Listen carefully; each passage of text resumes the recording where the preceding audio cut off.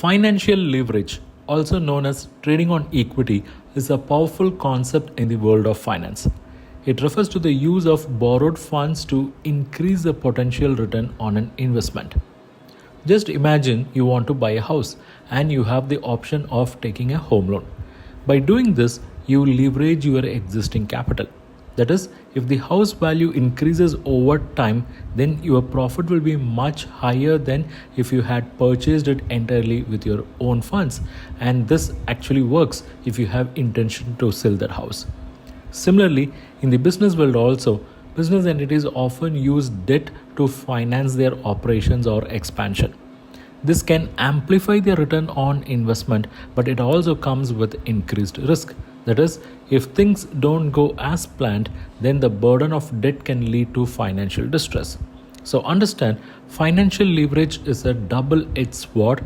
It offers the potential for higher gains, but also increases the level of risk. It's a fundamental concept in investment and business strategy, and understanding when and how to use it wisely is essential for success in the financial world.